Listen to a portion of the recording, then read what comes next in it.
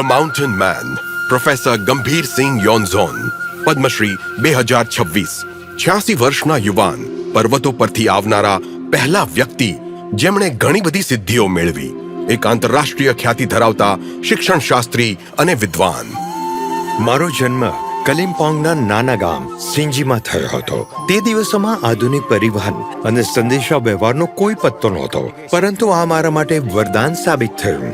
અમે પ્રકૃતિ સાથે સંપૂર્ણ તાલમેલ બેસાડીને રહેતા હતા. તેમના માતા પિતાનું સ્વપ્ન હતું કે તેઓ તેમના બાળકોને આધુનિક શિક્ષણ અને ઉચ્ચ ડિગ્રીઓથી સશક્ત બનાવે.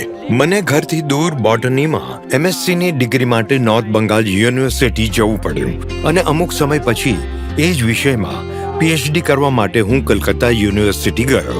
1962 થી 64 દરમિયાન તેમણે દાર્જિલિંગ ગવર્મેન્ટ કોલેજમાં બાયોલોજીકલ સાયન્સીસમાં MSc અને PhD પ્રોગ્રામ શરૂ કરવા માટે મદદ કરી, જેથી ક્ષેત્રમાં ઉચ્ચ શિક્ષણ સુધી પહોંચવું શક્ય થઈ શકે.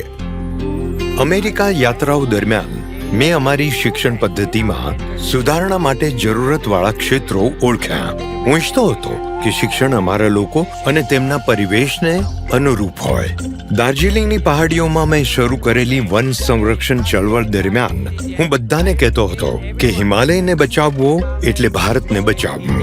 અમે ભારત સરકારને પણ અનુરોધ કર્યો અને અમે 2 રાષ્ટ્રીય ઉદ્યાનો બનાવવામાં સફળ થયા.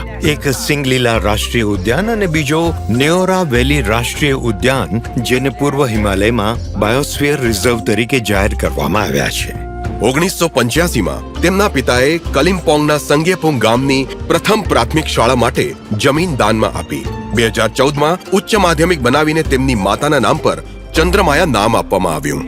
આજે મને એ વાતનું પણ દુઃખ છે કે મારા માતા પિતા અને ભાઈ બહેનો મને આ સન્માન પ્રાપ્ત થતા જોઈ શક્યા નહીં. ખૂબ જ યાદ આવે છે. પુસ્તકો મને ખૂબ પ્રેરણા આપે છે. તે મને નવા વિચારો, નવું જ્ઞાન અને માહિતી આપે છે. મને મારી પત્ની અને પરિવારના સભ્યો પાસેથી પણ ઘણી પ્રેરણા મળે છે.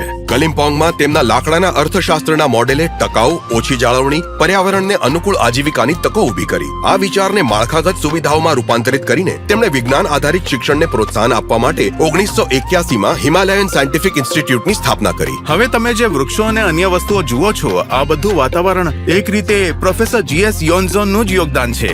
પ્રોફેસર યોન્ઝોન 12 વાગ્યા સુધી અભ્યાસ કરતા, પછી 3 કલાક આરામ કરતા, પછી કલિમ્પોંગ સુમીમાં અભ્યાસ કરવા માટે 3 કલાકની મુસાફરી કરીને કલિમ્પોંગ જતા.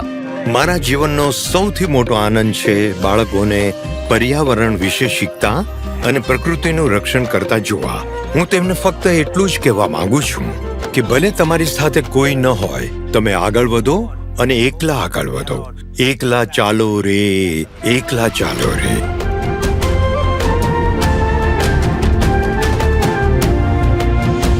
પ્રોફેસર ગંભીરસિંહ યોન્ઝોન, પદ્મશ્રી 2026.